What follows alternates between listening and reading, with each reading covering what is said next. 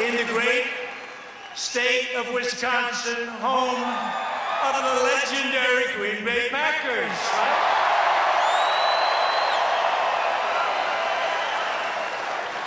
And there's no place I'd rather be than right here in America's heartland, right? And there's no one I'd rather be with than you, the hardworking patriots who make our country run so well, and it's running right now better maybe than it ever has. Thank you.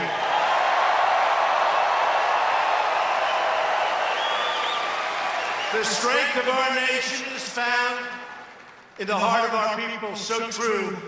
Tonight, America's heart is with the victims of the horrific synagogue shooting in Poway, California, just happened.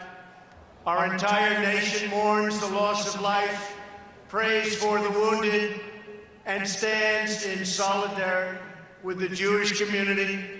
We forcefully condemn the evil of anti-Semitism and hate, which must be defeated. Just happened, must be defeated.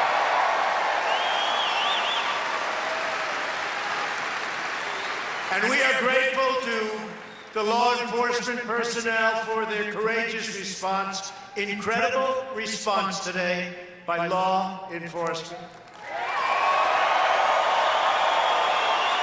And I especially want to recognize a certain off-duty Border Patrol agent who bravely returned fire and helped disrupt the attack and saved so many lives. Border Patrol.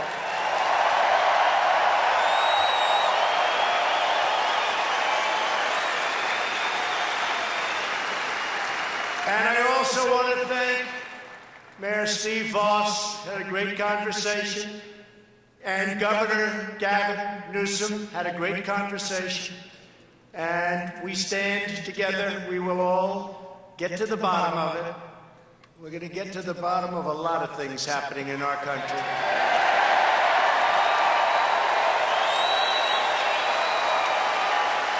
Together we're building a new chapter of American greatness, one founded on the idea that all citizens are entitled to live in safety, prosperity, and peace. This is an exciting time for our great country. This is an exciting time for America.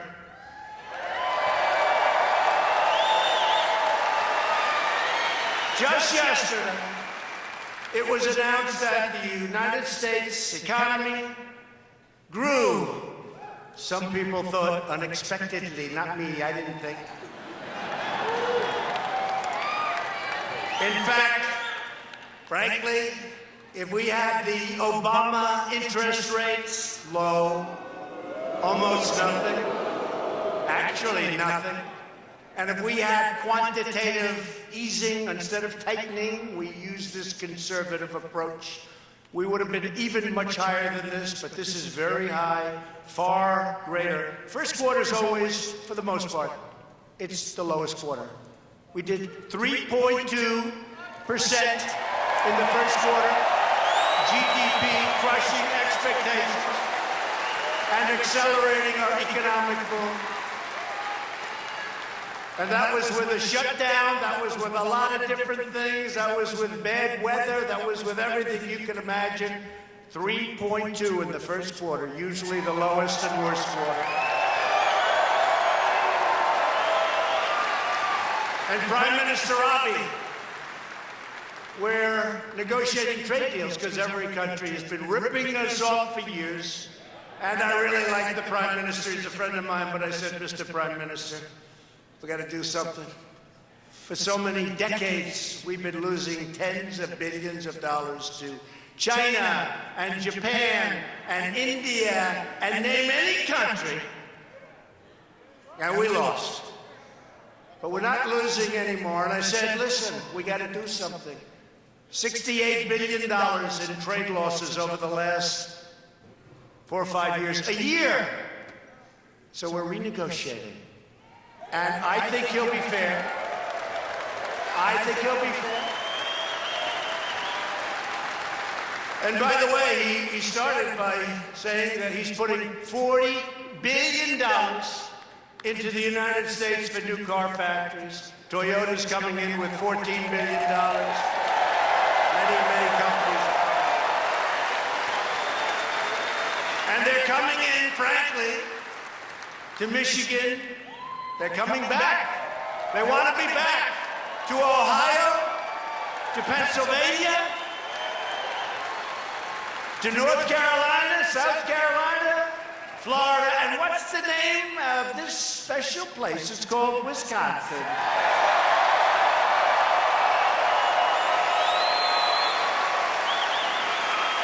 So they'll be investing very shortly, and it started already, $40 billion, with a B, $40 billion, and it'll be a lot more than that. The poverty rate for Wisconsin families has reached the lowest rate in 22 years.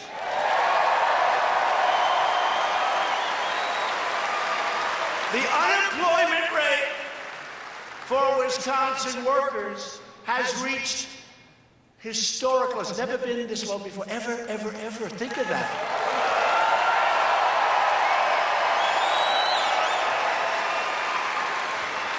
Never been historic low. And we're now the #1 economy anywhere in the world, and it's not even close.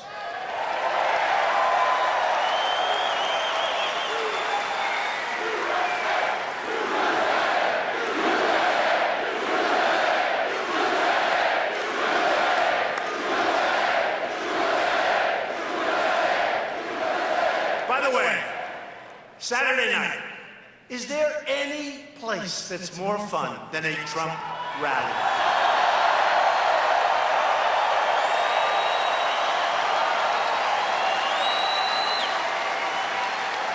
Can you imagine Sleepy Joe, Crazy Bernie? You look at the candidates, right? I think Pocahontas, she's finished, she's out. She's gone. No, when it was found that I had more Indian blood in me than she did, and then it was determined that I had none, but I still had more. That was the end of her 32-year scam on colleges. But can you imagine any of these people up here doing what I'm doing? There'd be 200 people show up if they were president. If they weren't president, nobody would show up. Is that right? And I have to say, I was saying on the way over, they were telling me about bad weather, by the way. We may have to cancel tonight. I said, are you crazy? No, can you imagine? I learned this morning, they thought you were going to have a big snowstorm. Right? A big snowstorm. The people that get it wrong the most are the weather forecasters and the political analysts.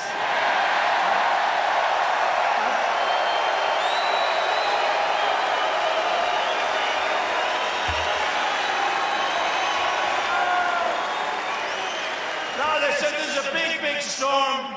It's going to be hitting Green Bay. We may have to cancel. I said, like hell we're going to cancel. People are standing out.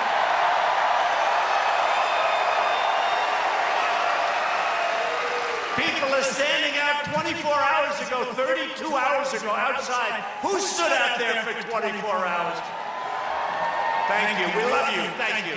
Thank you. And you know what? And you're rewarded with the best seats in the house, right? That's the way it's right? America's future has never been brighter.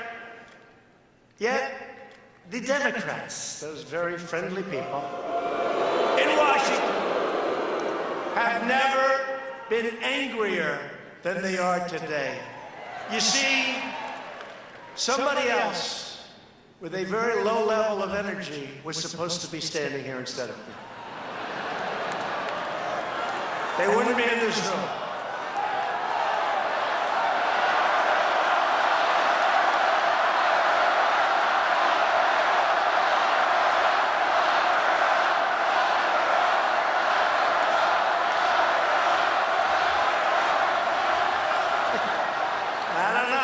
problems, I would say that. But, you know, if you look 2 weeks out, in 2016, I was going to rallies. We were doing 5 and 6, like this. And there were thousands of people outside, just like there are right now. We had 69,000 people sign up to come in. What does this place hold, like 10 or 12 or whatever? Whatever it holds, we set the record. I just was told by the owners, where's the owner? I don't know what the hell it holds, but we just set the record.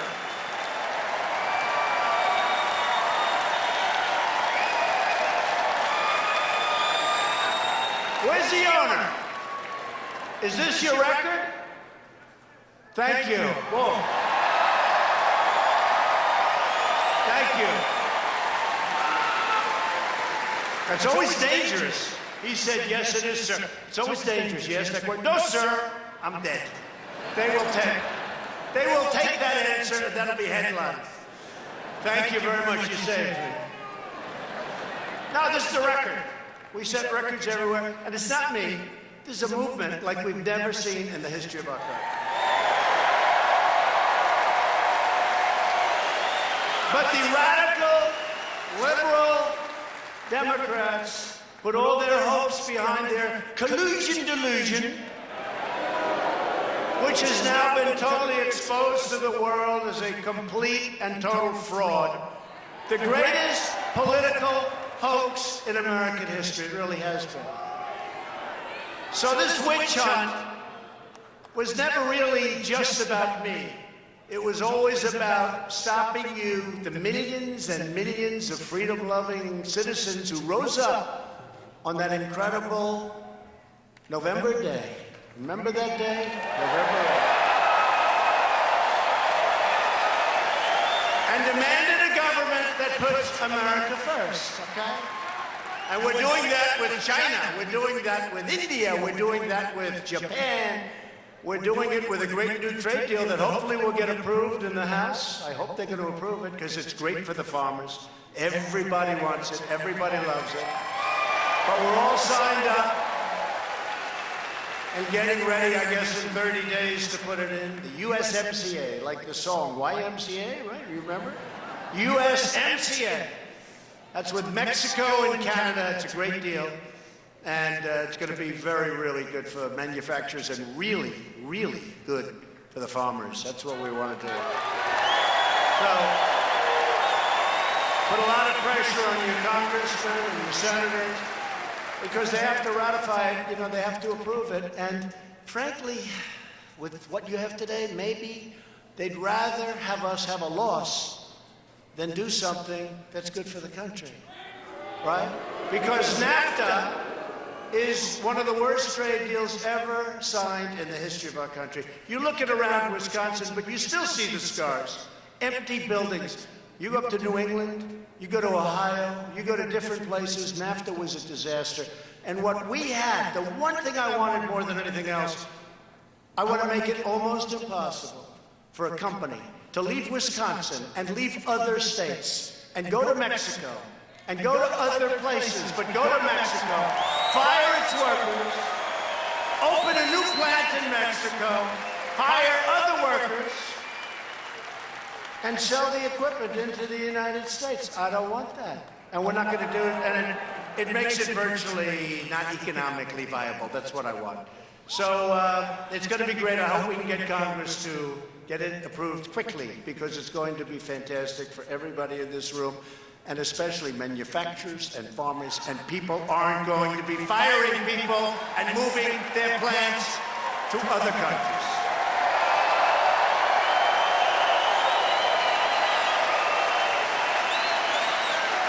Remember that spell we were going through before I was a politician, remember? Can you believe I'm a politician? I can't remember. Politician. But remember that spell where everybody was just leaving the country and going into Mexico, Canada, Mexico, Canada. And Canada has been taking big advantage of your agricultural products. You know that. You know, Canada, we love the song, Oh Canada. Let's sing Oh Canada, right? We love the song. But I came up here a year ago, and I was with farmers, and they were selling specialty milk. Now, you're getting killed for years. 297% tariff. That means you can't sell it. That's essentially putting up a barrier. So all of those things are taken care of in this New Deal. And you're going to be opened up, and they don't love it. But it's going to be good for everybody. It's going to be good for everybody. And if they didn't approve, I would have just put tariffs on the cars. I would have done that. I didn't want to do that. But I said, if that's not going to happen, we're putting tariffs on the cars, and frankly, we'll make more money. But the farmers wouldn't be helped so much, but you'll watch the company grow and prosper as you starve. That's no good, right? So we like it.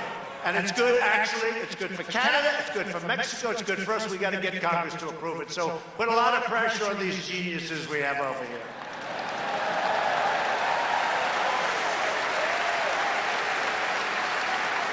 That's going to be a great trade deal, and we're very close to making a deal with China, but who knows? I always say who knows, because who the hell knows? The deal is either going to be a great deal. It has to be. I told President Xi, he's a friend of mine. I said, listen, this can't be like a good deal for both. This has to be a deal, because we have been losing to China for many years. $500 billion a year. We have rebuilt China. We've given them so much, but think of it, and that's cash. You know, they can say it's surplus, they can say it's deficit, call it whatever. We were losing cash. We're giving them 500. How the hell can you do it? And as Prime Minister Abiy said to me today, he said, nobody's ever talked to me this way. From our country, it's true. No, he said it friendly.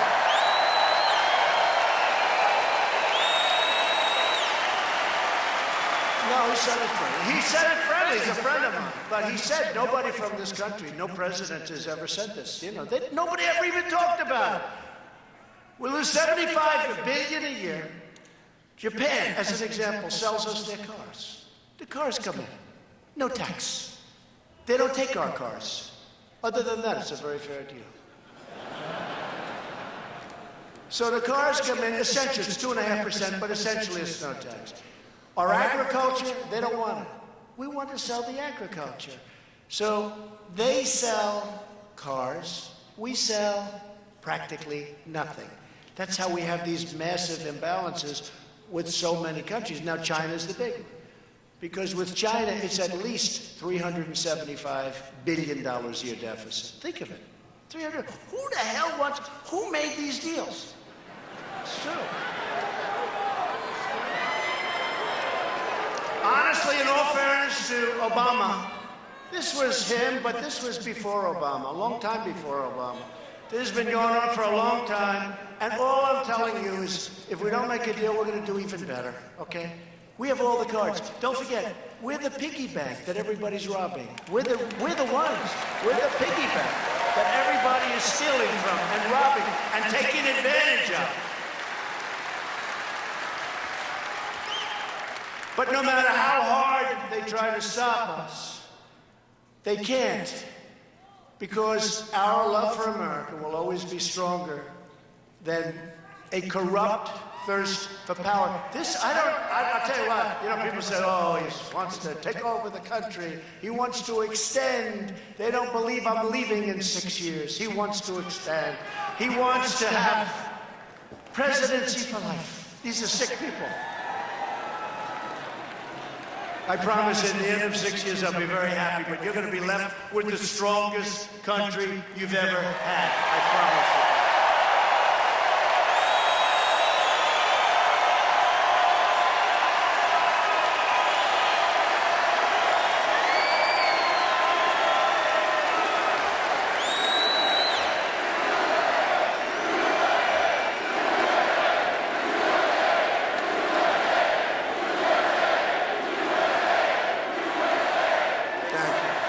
USA. We love USA, and that's right.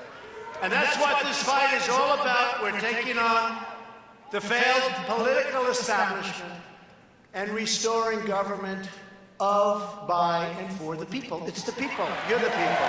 You won the election. And if you look at what's happened with the scum that's leaving the very top of government, people that others used to say, oh, that's one, that dirty, these were dirty cops. These were dirty players. You take a look at what's going on. There's 21 of them already. And I'm not even doing, they're just leaving because they got caught like nobody ever got caught.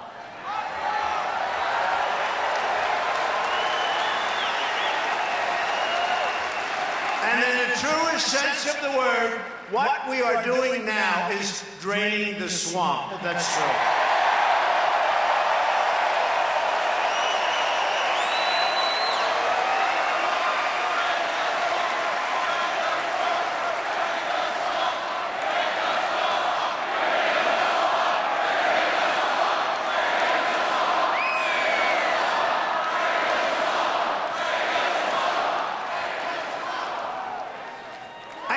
We're draining the swamp, but are we having a good time or what?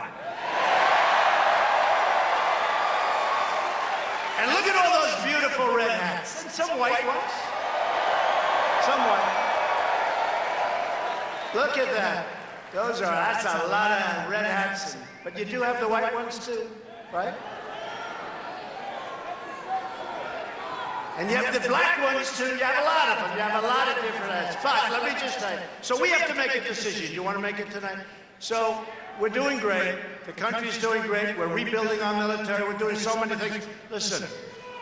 So we have a decision to make. We may have the greatest theme in the history of politics. It's called Make America Great Again. It's called MAGA Country. MAGA.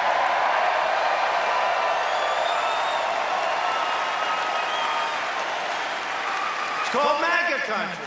You know, I didn't hear that term until that third-rate actor in Chicago went out and he said, I was beaten up by MAGA country. Can you believe it? Now that's a hate crime, right? He said he was beaten up by MAGA country. Turned out to be a total lie. But think of it. MAGA. Make America Great Again.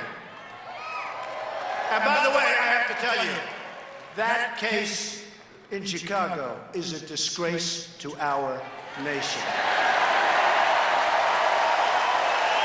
Disgrace.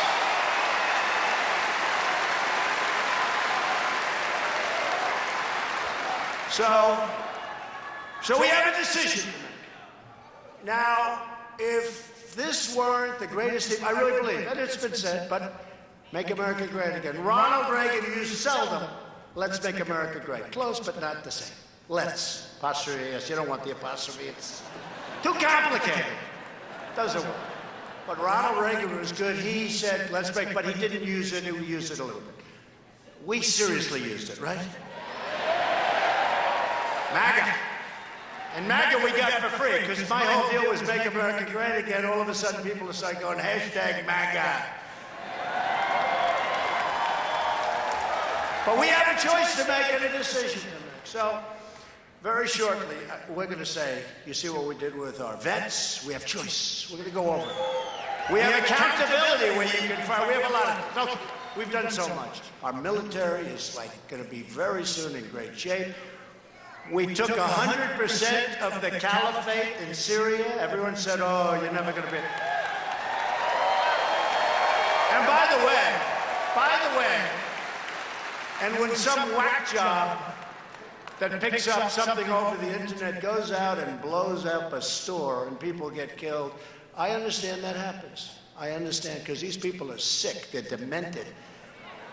But we nevertheless, in terms of a war, we took 100%. But you're going to have these cells, and they're going to do damage, and it's a shame, and we've got to stop them. We've done a great job, but we got to be careful. We got to be careful. These are sick, horrible human beings, if you even call them human beings. So we got to be careful. And you know what? When you see, and I say this because we have a massive television audience, do you ever see so many cameras? If somebody else were here, you'd have about, like, none. This is like the Academy Awards used to be before they started hitting us and their ratings started falling like a rock.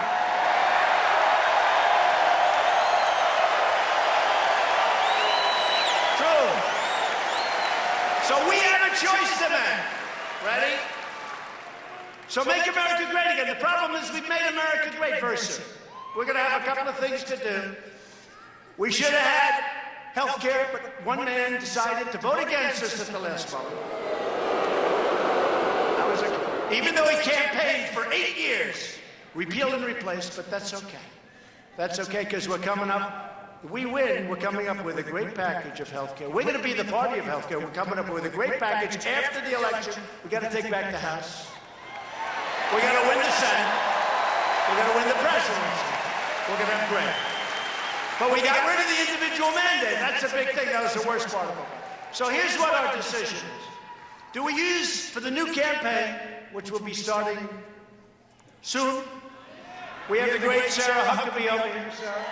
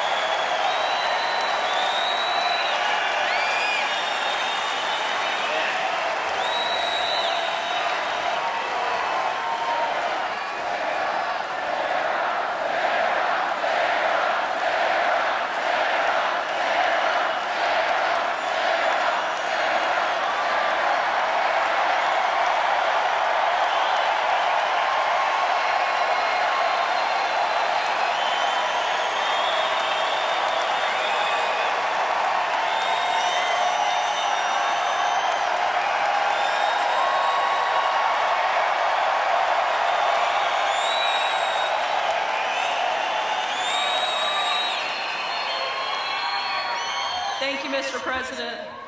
Obviously, I thought it was going to be a little warmer here in Wisconsin, but it's pretty hot in this room tonight. Thanks to all the amazing things you've done for our country. Last year, this night, I was at a slightly different event. Not quite the best welcome, so this is an amazing honor. I'm so proud to work for the president. They said he couldn't win in 2016, and he did. They said that he couldn't make our economy better, and it's booming. They said he couldn't rebuild the military, and he's done it. They said there was collusion, and there wasn't. They've questioned him at every step, and he's proven them wrong every single time because of all of you. Thank you, Mr. President, for leading our country. Thank you.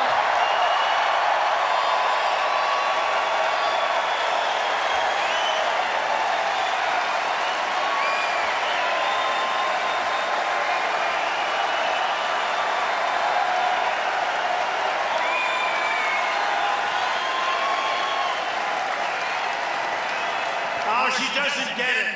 She doesn't get it. She doesn't understand me after all these years.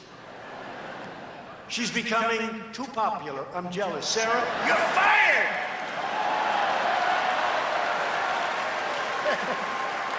She was wondering what was that all about. She's been great, and Dan Scavino, and Mike, and the whole group, and Madeline. Everybody. What a group. What a group. No, they're great people, and they really love this country. And what they've been through a lot. They've been through a lot of phony stuff. The witch hunts, they've been through a lot. So we're delighted to be joined tonight by many incredible Wisconsin Republican leaders. A really great friend of mine, a man who is really the focus of what's going on in so much of Washington. Very tough guy, very strong guy. I call him Wisconsin tough. And I don't even know if you know it, and I don't know if you appreciate it, but I'm telling you, he's really good. Ron Johnson, yourself.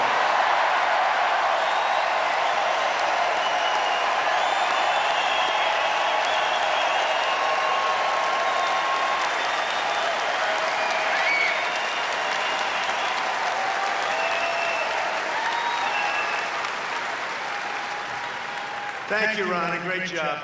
He's doing a big job now, I can tell you that. He's working on some things that are very important.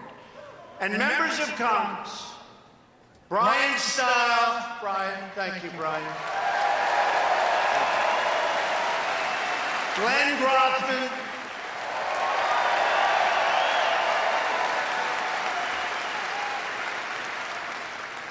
This guy, every time I introduce him, you know, I love champions. I don't care if it's in sports, I just like champions. So he's your tree climbing champion. You know who I'm talking about? For 5 years, and that's not easy. He'd go up, he'd come down. He said the hard part was coming down because you'd get killed if you missed. But for 5 years, he was the champion, the world champion, 5 years. And he's with us tonight, and I'll tell you, he's our champion. He fights so hard. He's working on a reciprocal trade bill. So if somebody charges us a tariff of 100% or 50% or 25%, we say, thank you very much. We're going to have a reciprocal tax of 25 or 50 or 100. What could be wrong with that? And he's leading the charge, and he's got tremendous enthusiasm, but he's a great guy, and he's a great champion. Sean, and his wife, by the way, is better than him. Sean Duffy.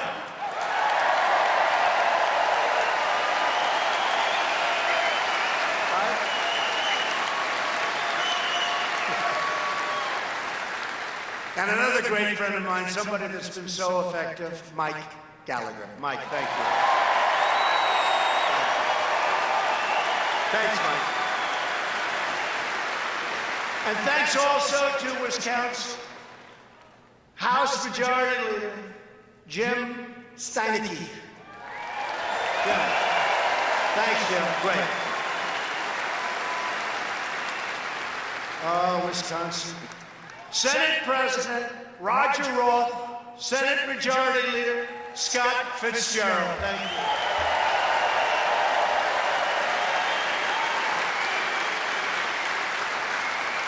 These are great people. They've done so much for us. So we have other leaders in the room, but we all know who they are. They've been incredible. The Republican Party's been incredible. After just the first 2 years' time, America is winning again, and America is respected again all over the world. No more games, all over the world.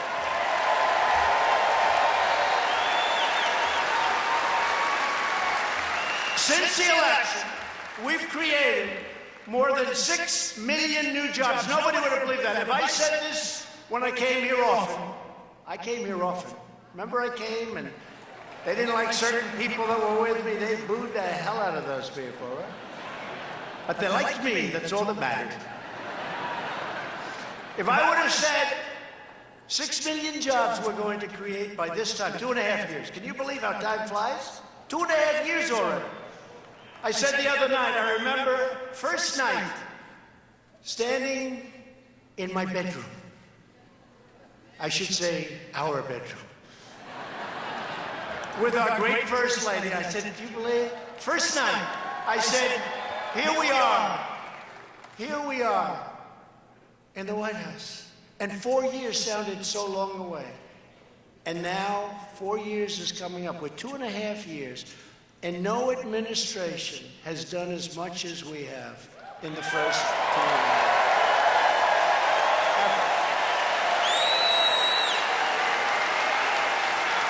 So,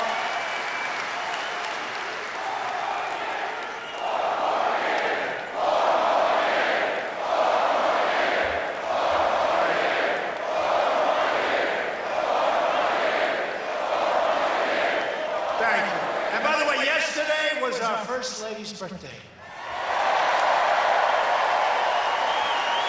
And people love her. We're about the same age. Very close.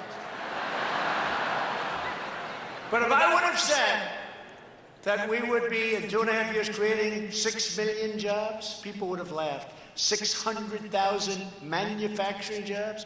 Remember, President Obama said manufacturing jobs are gone. You need a wand, a magic wand. We found the magic wand because they're coming and they're coming fast.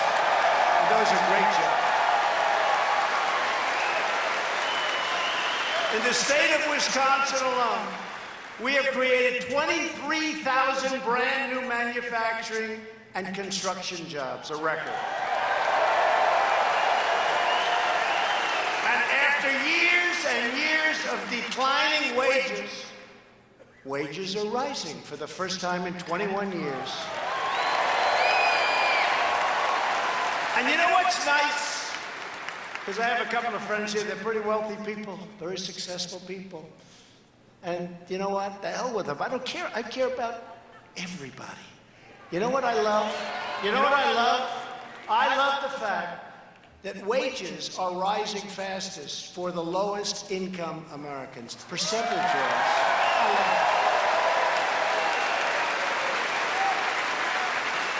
You know, when they say it hasn't trickled down, the most successful, percentage-wise, the most successful are the lowest income Americans. There's something great about that. And people that are now able to go out, you know, we got Veterans Choice.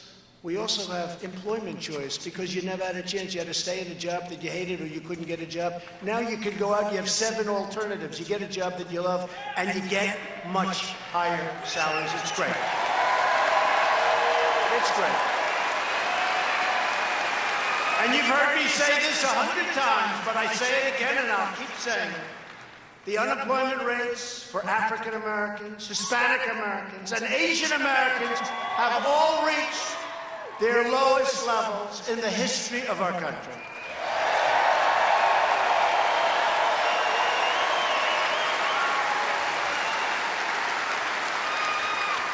And remember this, if I make any misstatement, if I'm off by just a little tiny bit, those people back there will be headlines. So I have to be very careful. Fake news, they're fake. They are fake. They are fakers.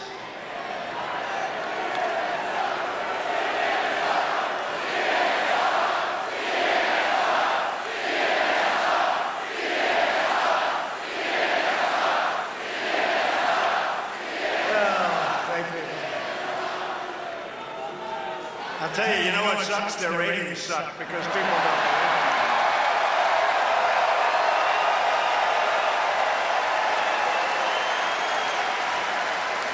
We have cut 30,000 pages of job-killing regulations from the Federal Register.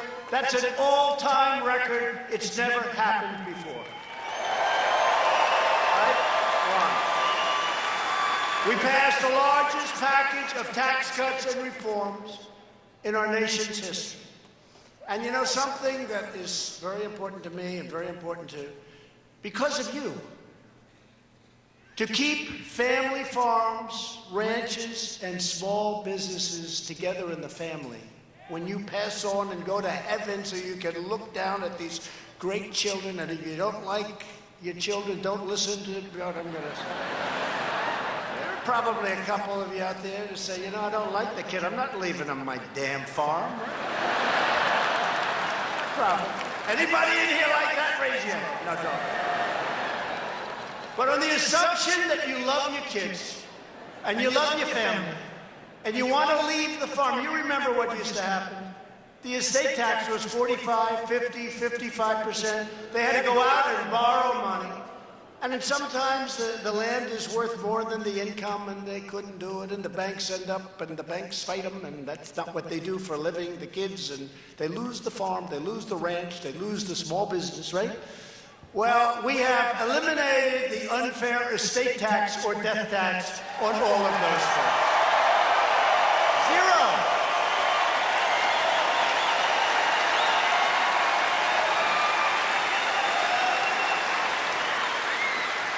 Zero. That's a good one.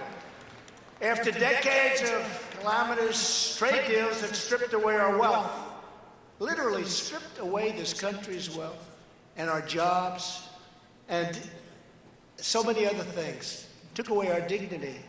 When great companies would leave the United States for another country because of stupid taxes, because of stupid regulations, because frankly, in some cases, and the unions are going to work on this, I tell them, you got to work on this, you got to have a little flexibility because there are other choices. But now the choices are going to be other states. They're going to be competition. But you know what? Now, America fought back, And all of these companies are coming back into our nation again. They want to be where the action is. They want to be where the action is. They're all coming back, all of them. And the era of economic surrender is over. That's what we did. We were like, you remember? I used to do it when I was a civilian, when I had no idea I was going to be running for president. Right? I had no idea. I used to say, what the hell is going on? In Michigan, they gave me an award 6 years, 7 years ago. I had no idea. It was the Man of the Year in Michigan. I went to Michigan. I said, do you people know what's happening? You're losing all your car companies. They're all leaving. They're going to Mexico, Canada. They're leaving. They're going to China.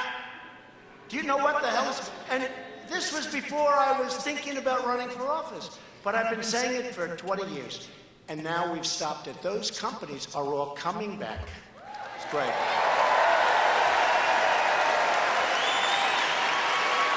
When the Wisconsin timber industry was threatened, my administration took immediate action. We imposed tariffs on dumped foreign goods and subsidized products and saved countless timber jobs all across this great state. And you know that. You know that, Sean. Big difference, right? They were losing, you were losing a lot of jobs. And they were taking the timber from other states and other countries. Nope, not anymore. We're doing good. Before I took office, one of the greatest threats to the future of American manufacturing was the previous administration's Trans-Pacific Partnership. You think NAFTA would have been bad? This would have made NAFTA look like a good deal. The TPP would have decimated U.S. manufacturing and gutted America's auto industry. It would have gutted the industry. And they were dying to do this crazy deal. I also ended up another one, you know, the great Paris Accord. How is Paris doing lately? How's Paris? How's Paris doing? Send all the money to countries that the people never heard of and raise their taxes. I ended that one, too. I thought I was going to take a lot of heat on that one. Saved a lot of money, saved a lot of jobs, saved a lot of business. I said, you know, when I end this Paris Accord, I'm going to take heat. I didn't even take heat. My people understood it. It was a ripoff. It didn't allow us to use our wealth. Would have stolen our jobs. But just take a look at what's happening to other places where they're trying to do it. And we had something, we would have never, ever been able to adhere to the rules. They were so strict on us. You know, China can sign rules. They're not going to be sued by Greenpeace. If Greenpeace goes to China, that's the end of Greenpeace. You never see him again. So China doesn't care if they violate Greenpeace and some of these other wonderful environmental groups. But the United States gets sued. And we adhere to these things. It's a little bit different. We would have lost our ass on that deal. That would have been a terrible deal.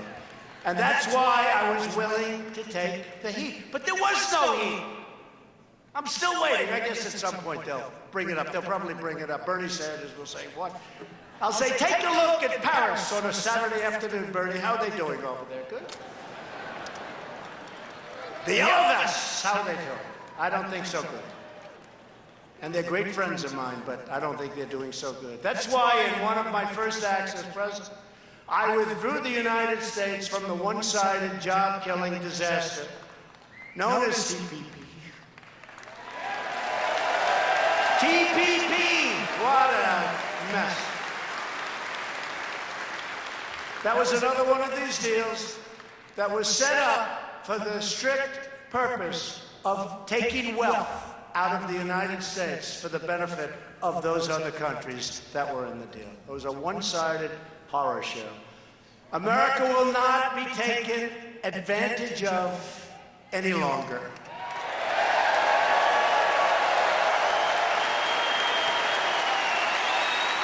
For years, we gave foreign nations free and unfettered access to our economy while they constructed massive barriers to American exports. We give them, you come in, take us, you know, it's wonderful. We want to go there. No, we don't do that. We don't accept your product. Oh, that's wonderful. As one example, we charge other countries 0 tariffs on foreign paper products. But when Wisconsin paper companies exported abroad, they sent their product abroad. China charged us big tariffs. India charged us big tariffs. Vietnam charged us massive tariffs. Unfair. Reciprocal Trade Act, Sean. Reciprocal Trade Act.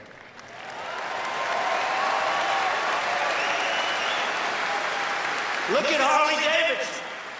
Look at Harley Davidson. I met with them 3 years ago, one of my first meetings, Harley Davidson. I said to the people, they're very nice. They would tell me, tough to do business in certain countries. How are you doing in India? They said, oh, we don't do any business. They weren't even complaining because for so many years. So India charged 100% tariff on a Harley Davidson. But when they send their motorcycles and they make them to us, we charge them nothing. So I called up Prime Minister Modi. I said, unfair. He cut it 50%. But I said, that's not good enough because, look, it's 50% to nothing. And what we're doing is changing all of that stuff. Changing all of that stuff. Rapidly changing. And that goes for military protection also. That goes for military protection also, where we are getting ripped. We're defending the world. We're defending wealthy countries that can well afford to pay us. But they've been getting this free military, or at least massive partial subsidies, for so many years, it's almost like habit. It's more habit than anything else. Nobody does anything about it, but we do. There's one country, we lose $5 billion. Yeah, I won't say, I don't want to embarrass anybody. The last thing I want to do is embarrass somebody. But they lose. We spend $5 billion a year defending them, right? So I said to the generals, how much do we spend? Next day, sir, we spend $5 billion. Very wealthy country. I said, how much do they pay? Sir, they pay $500 million. I said, you mean we lose $4.5 billion to defend them? And they're rich. So I called the country, right? I called the country. So we lose $4.5 billion for the privilege of defending a country that's very tough on us on trade and various other things, right? So I called, I said, listen, it's no good. Now they were in a state of shock because they never got a call like this in 25 years, right? I said, it's no good.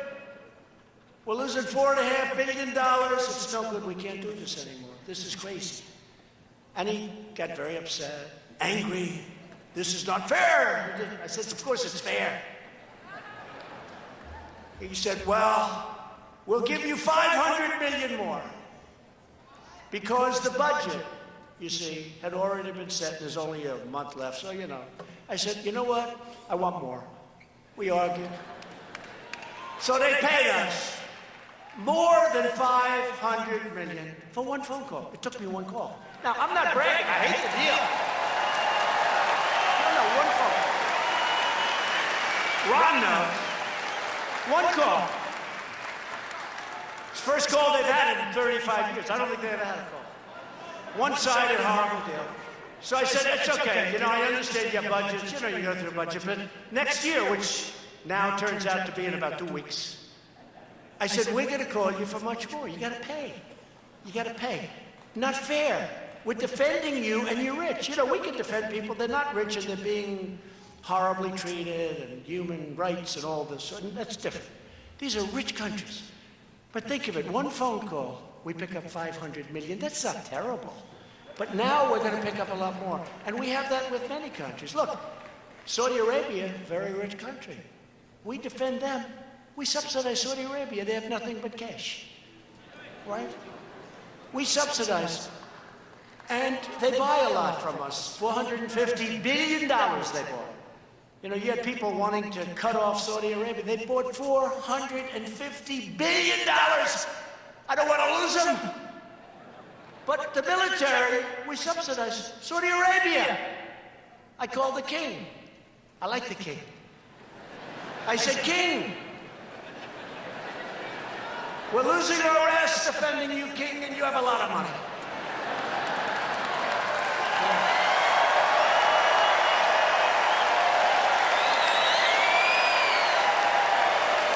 It's true. And he said, but why would you be calling me? Nobody's ever made such a call before. I said, that's because they were stupid. So we're working to deal with so many things. So many things. I'll tell you what, honestly, it's easier than collecting $113.57 from a tenant in a bad location in New York City. And it's safer, too. Believe me. It's easier. It's true. It's easier. Okay, enough of that. But it's true. So we're getting ripped off on trade. We're getting ripped off on military. NATO, I'm all for NATO, but we're paying for almost 100% of defending Europe. And they're killing us on trade. The European Union, the EU, is killing us. We lost $181 billion and we're defending them for peanuts. Does this make sense to you, what I'm saying? And in the meantime, your taxes go up, although they actually, because of me, have gone down, so I guess The International Trade Commission recently announced that under the USMCA, American dairy exports to Canada are expected to surge by more than 50%, okay? We gotta get the deal done. Ron, you gotta get that deal. You'll get it done. Gotta get it done. In my first 100 days in office, I traveled to this very state to sign an executive order declaring that we will live by two simple rules. Buy American and hire American, right here in this country.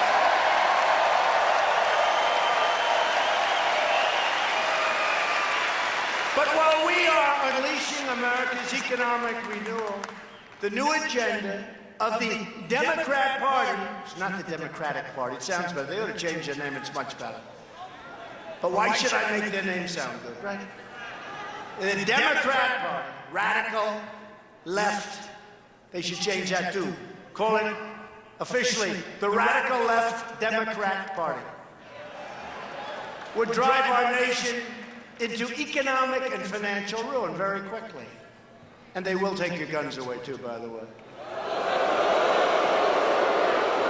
Nothing is more dangerous than the Democrats' crazy immigration agenda.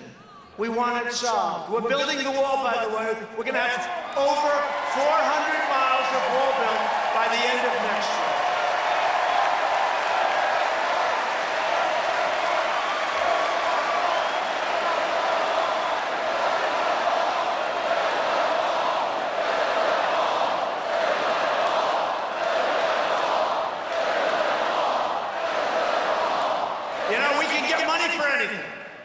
They were willing to give me money for every single thing, more money than I wanted.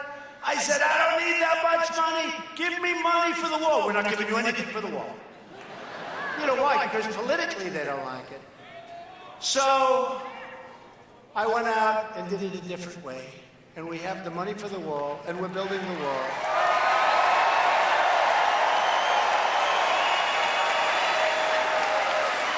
Because their entire party has been taken over by far-left radicals who want to nullify and erase American borders. They want open borders. They want open borders. They want people to pour in, and they think that's going to be votes ultimately for them. These left-wing extremists don't believe America has the right to enforce our immigration laws or decide who gets to enter and remain in our country. Not going to be that way. And think of Border Patrol. We apprehend 100,000 people a month. You know what that is? Democrats want to allow totally unlimited, uncontrolled, and unchecked migration, all paid for by you, the American taxpayer. The Republican Party believes America has not only the right, but the absolute duty to control our borders and to enforce our laws.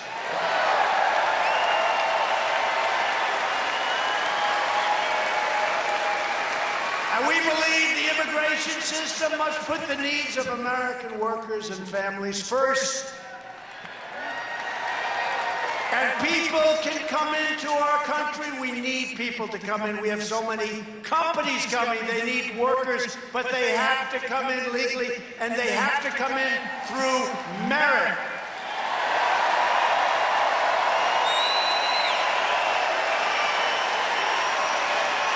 And we will always support the heroes of ICE and Border Patrol. These are great heroes. Last month alone, 100,000 illegal immigrants arrived at our borders, placing a massive strain on communities and schools and hospitals and public resources like nobody's ever seen before. Now, we're sending many of them to sanctuary cities. Thank you very much. They're not too happy about it. I'm proud to tell you that was actually my sick idea, but it's no. Hey, what did they say? We want them. I said, we'll give them to you, thank you. They said, we don't want them. Yet while wealthy liberals preach open borders, they live behind gates and guards, they send their families to the best doctors and private schools. And while pushing immigration policies that drain the public services, everyday citizens depend on you, and they depend on you. I depend on you, because we can change our immigration laws. I used to say in 45 minutes, it's really 15 minutes. It's so simple. But we need Democrats to vote on it. Otherwise, we can't change it. And they don't want, because number one, they don't want to give us a victory. We're going to take it anyway. We're going to take the victory anyway. But they don't want to give us a victory on that issue. And number two, they don't mind open borders. And obviously, open borders bring tremendous crime. They don't mind crime, if you can believe it. The border crisis is also driving, and very strongly, the drug crisis. The biggest crisis we have, drugs. It's people, and it's drugs, and it's traffickers. Cartels traffic huge quantities of heroin, meth, cocaine, and fentanyl across our southern border. Drugs that claim the lives of 80, 90, and maybe even 100,000 people a year, and ruin the lives and the families of so many more. To confront the border crisis, I declared a national emergency. The good news is everybody agrees. Now everybody's. They look at those caravans. We just had a caravan form, 20,000 people. And we told Mexico, I said, listen, if you let those people come through your country, we're going to close the damn border. We'll close it. I don't care. They got to bring them back. They got to bring them back. Humanely, they got to bring them back. The flood of illegal migration is the direct consequence of Democrat-backed policies that prevent border violators from being promptly returned home. They're allowed to stay in our country, catch and release. They're allowed, you catch them, and then you have to release them. It is crazy. Congress has to fix these horrible immigration laws. We have to end human smuggling, stop human trafficking, shut down sanctuaries, deport criminal aliens, and replace visa lotteries and chain migration with immigration systems based on skill and talent and merit.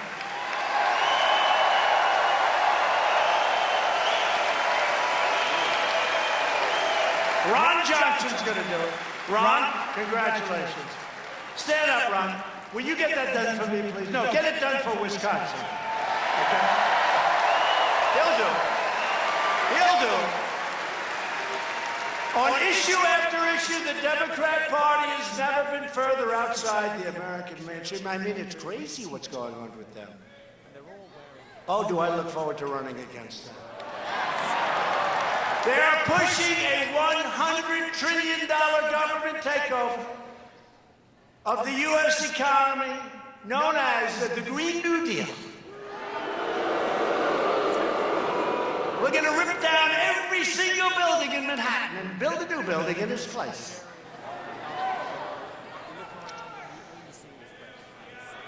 They've introduced a total federal takeover of U.S. health care that would abolish the private health insurance of 180 million Americans. Many of you are in this room right now.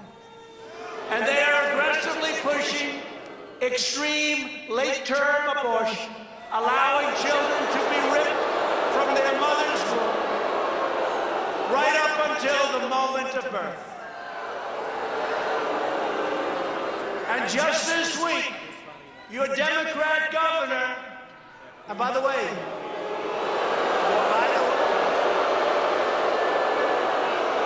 we have Scott Walker is here.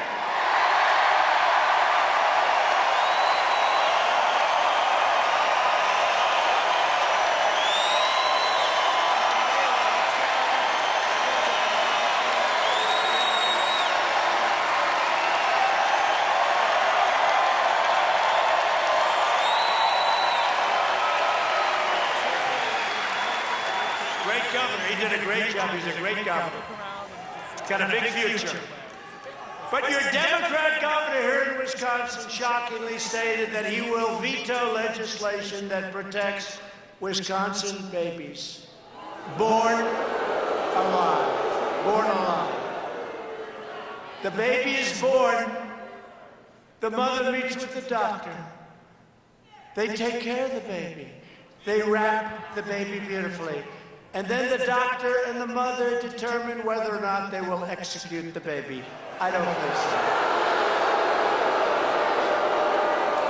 Incredible. No, it's incredible.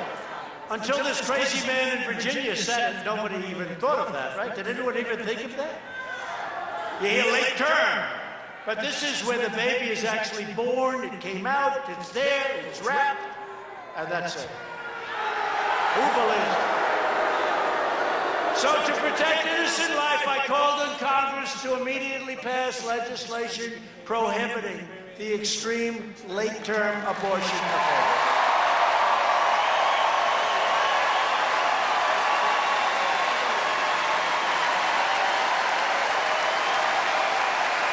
So Democrats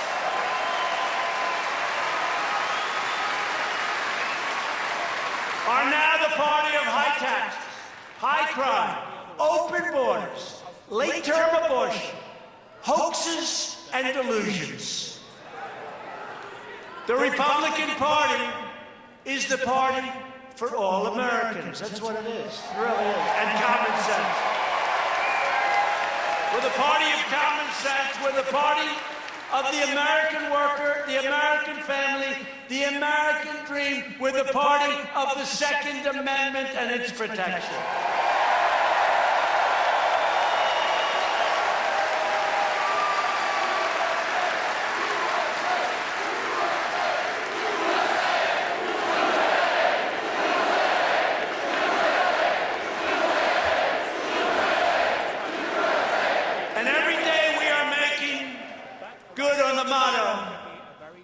Promises made, promises kept. We have. Last month I signed an executive order. Where's Charlie? Where are you, Charlie? Charlie. Where's Charlie? Where is he? The man. He's like 14 years old. I can't believe it. How old, Charlie? 25. Can you believe this guy's unbelievable? What a job. In honor of him, he worked so hard. And for those of you who think that youth isn't on our side, just look at this audience tonight. Look at what Charlie has done. You'd be amazed.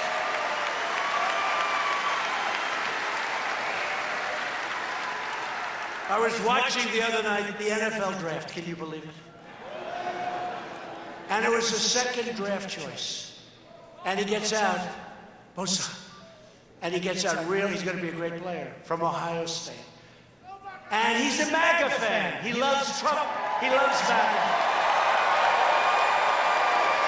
You got a lot of young people out there You want to know the truth? I actually think we have more than they do. Who knows? But I think we have more than they do. And he's going to have a great career. Last month, I signed an executive order to defend free speech on college campus.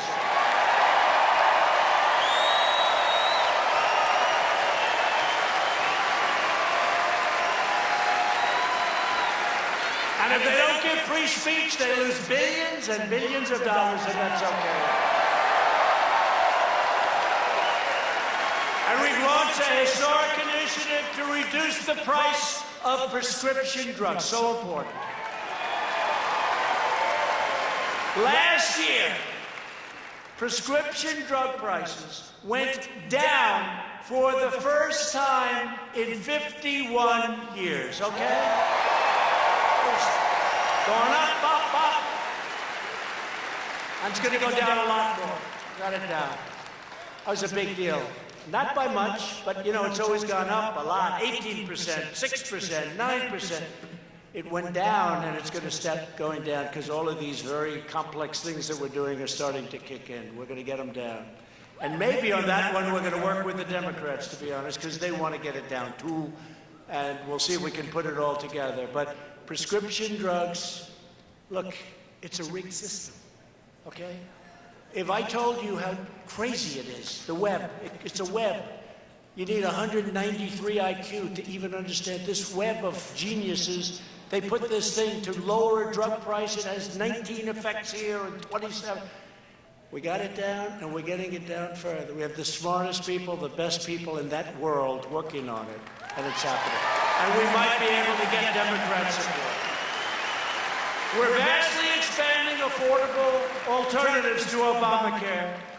We repealed Obamacare's unfair and very unpopular individual mandate where you had to pay a fortune for the privilege of not having health insurance. That was very bad insurance. And we'll always protect patients with pre-existing conditions. The Republicans are always going to protect pre-existing conditions. We're unleashing American energy and getting Washington bureaucrats off the backs of hunters, fishers, farmers, and everyone who enjoys our great outdoors. And we've committed to providing, I think you'll like this, and Ron and those great congressmen that you have in this room are working hard on it. We're very close. $300 million for the Great Lakes Restoration Initiatives. And we're building the new sulaks to protect jobs and commerce throughout the entire Midwest. The sulaks. And I'm pleased to report that earlier this month, Interlake Steamship Company announced plans to build the first Great Lakes freighter in 35 years just north of here in Sturgeon Bay. How did you know? 35 years. And that just means more jobs, more jobs, more jobs. To keep America safe, we are rebuilding America's mighty might. We are rebuilding our military like never before in the history of our country.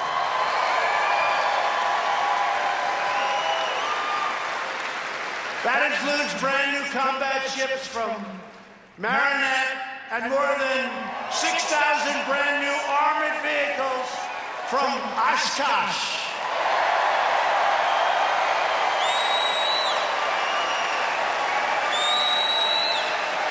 And we're boldly defending American interests. Just yesterday I announced that my administration is unsigning the UN Arms Trade Treaty. We're unsigning it. We're pulling it back out of the United Nations. We're pulling it back out of Congress. All of you Second Amendment people, you know what it is. You'll be very happy with it. Because we will never allow foreign bureaucrats to trample on America's freedom. We're not going to allow it.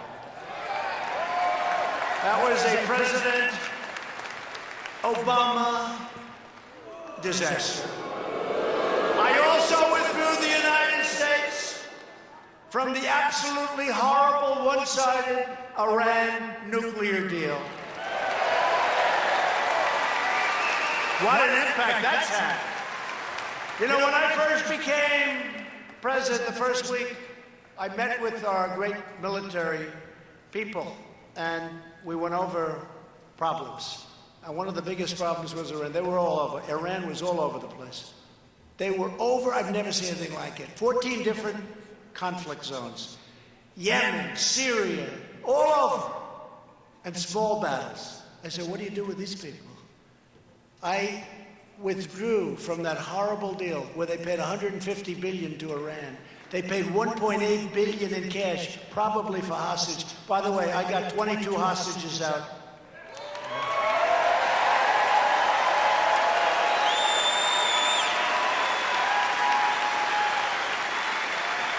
And the other day, our great hostage negotiator made the statement that Trump is the greatest hostage negotiator this country's ever had. So, you know what? So I put it out. Why not? You know, a lot of times if you're not going to brag about it, nobody else is. You might as well do it. True. So, our ambassador made the statement. And the press picked it up, and they were going after me. It's not true, it's not true. And then he called them, and he said, no, it is true. And instead of saying it's true, they stopped talking about it. Fake news. I recognized Israel's capital and opened the American embassy in Jerusalem.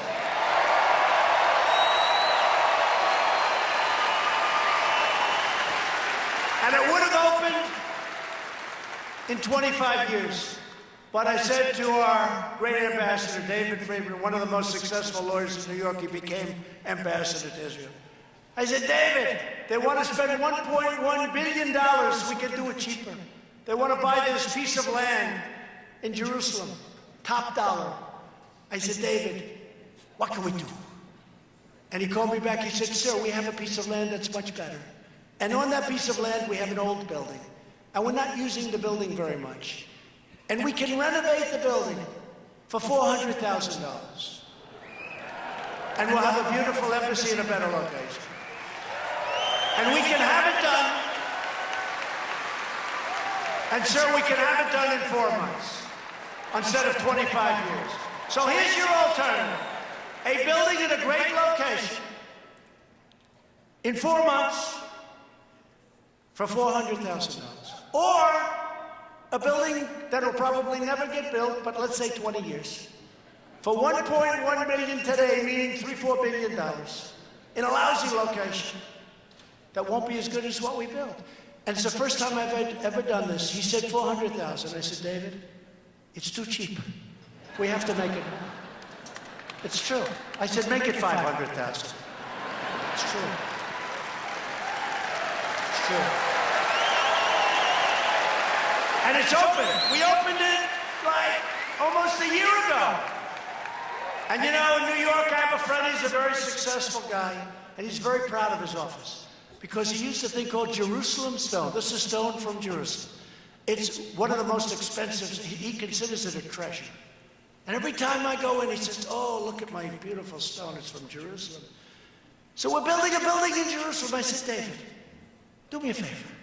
Buy Jerusalem stone. You're right there. We got it so cheap, you wouldn't believe it. And the whole damn building is made practically of Jerusalem stone. It's true. It's beautiful. It's beautiful. So we got it open in 4 months instead of 20 or 25 years. And we saved at least $1.1 billion. And it's a great embassy right now. It's a great, great thing. It's great. And just weeks ago, I announced that the United States will recognize Israeli sovereignty over the Golan Heights. So that's been under consideration for 52 years. For 52 years, They told me they've been studying it. They've had summits, many, many meetings, summits, people coming from all over the world, talking about the Golan Heights. And then they'd leave. This is very important strategically for victory.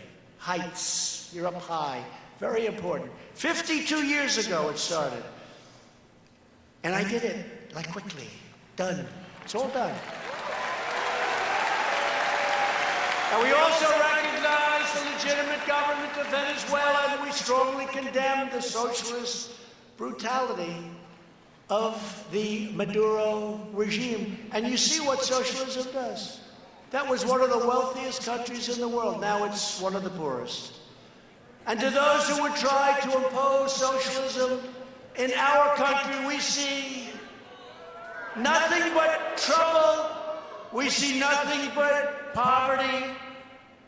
And we will say again tonight that America will never be a socialist country, ever. Never.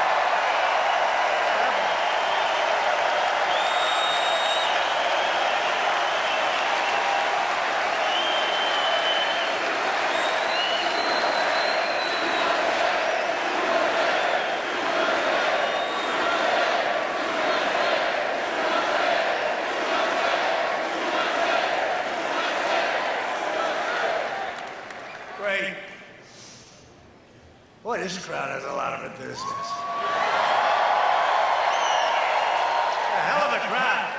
Saturday night, we're having a good time. And you know why we're having a good time? Because we are talking about a subject that we love, the United States of America. It's very simple.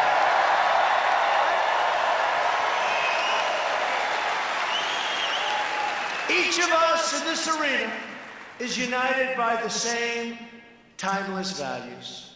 We believe in the American Constitution, and we believe in the rule of law. We believe in the dignity of work and the sanctity of life. We believe that faith and family, not government and bureaucracy, are the true American way.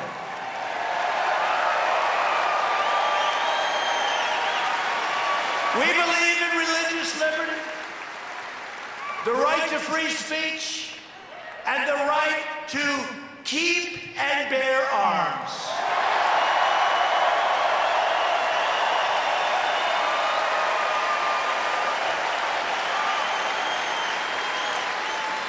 We believe that children should be taught to love our country, to honor our history, and to always respect our great American flag.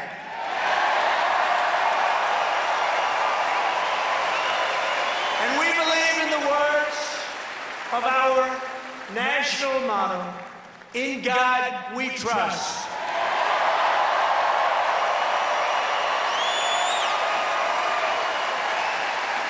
These are the traditions, customs, and principles that unite people all across this beautiful state of Wisconsin.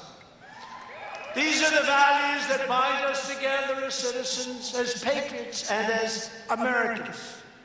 You joined our movement, the greatest movement in the history of our country, because you rejected the failures and the betrayals of the past. You were betrayed. You were betrayed by dishonest people. You were betrayed by stupid people.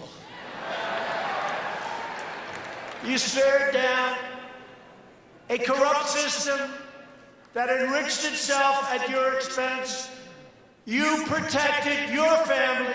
You defended your dignity. You recaptured your destiny. And you took back your country with that great election 2.5 years ago.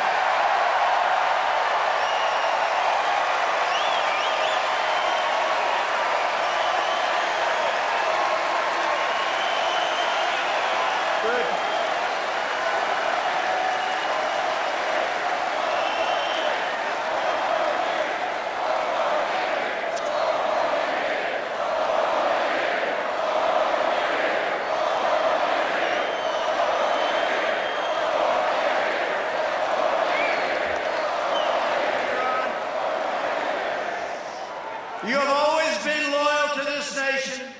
Now you finally have a president who is loyal to you.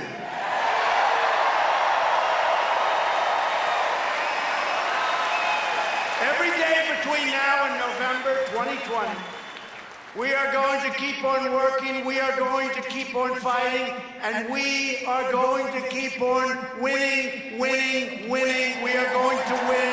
Remember, I used to tell you about winning. We're winning.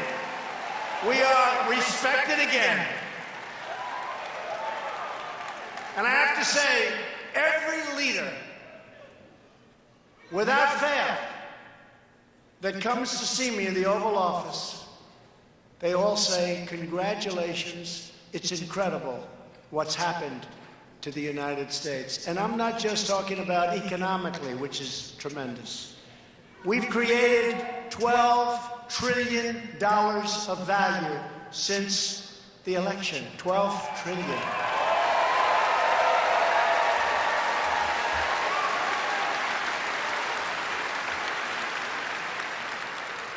And our primary competitor, very big, powerful competitor, has lost $17 trillion since our election.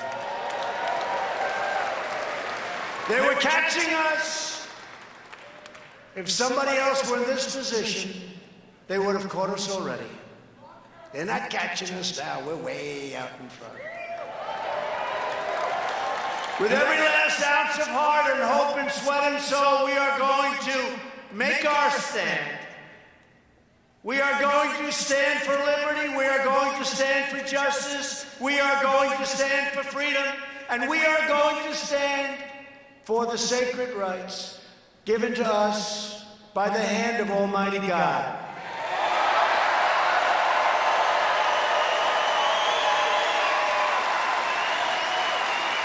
We are one united movement, one united people, and one United States of America.